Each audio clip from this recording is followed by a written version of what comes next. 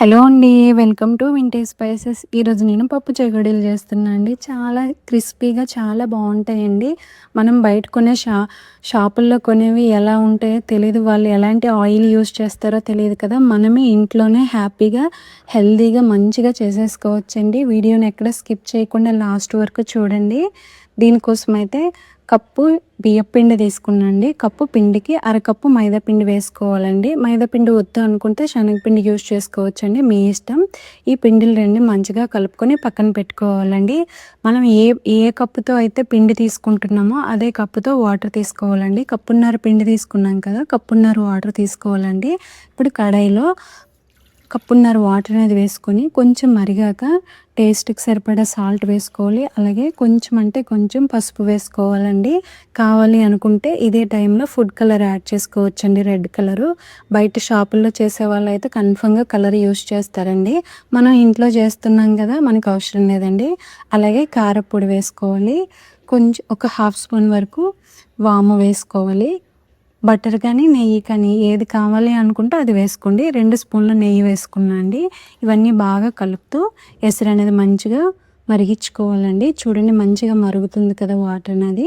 ఇప్పుడు ఇందులోనే మనం పిండి అనేది వేసి ఎక్కడ ఉండలు లేకుండా బాగా కలుపుతూ లో ఫ్లేమ్లో పెట్టుకొని మంచిగా కలుపుతూ కుక్ చేసుకోవాలండి.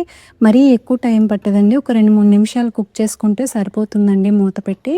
చూడండి మధ్య మధ్యలో కలుపుతూ ఉడికించుకోవాలండి. మంచిగా కుక్ అయింది కదా ముద్ద అనేది, తీసేసి పక్కన పెట్టేసుకొని దీన్ని బాగా చేత్తో ఎక్కడ కూడా ఉండలు లేకుండా కలుపుతూ స్మూత్గా చేసుకోవాలండి. మరి పల్చగా చేయకూడదు, అలా అని చెప్పి గట్టిగా చేయకూడదండి. చూడండి ఇలా చేసుకుంటే సరిపోతుందండి.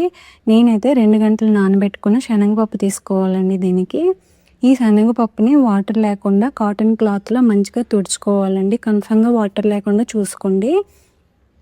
ఇలా రింగిల్లా చేసుకొని చిన్న చిన్న ఉండల్లా చేసుకొని చెగోడీల్లా చేసుకోవాలండి. చేసుకొని పక్కన పెట్టేసుకోవాలండి. మనం ఫ్రై చేసుకునే ముందే ఒక 5 నిమిషాలు ఇలా చెగోడీల్లా చేసుకొని పక్కన పెట్టేసుకోవాలండి.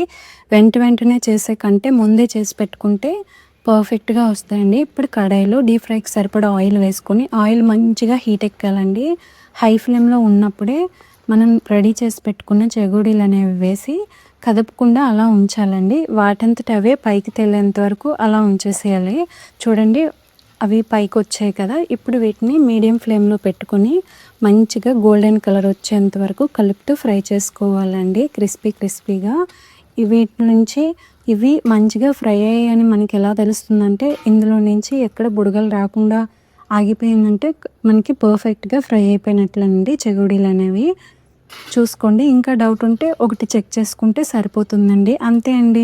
చాలా సింపుల్ అండ్ టేస్టీ పప్పు చెకోడీలు రెడీ అయిపోయండి. మీరు కూడా ఒకసారి ట్రై చేయండి. ఎలా వచ్చిందనేది కామెంట్ సెక్షన్లో కామెంట్ చేయండి.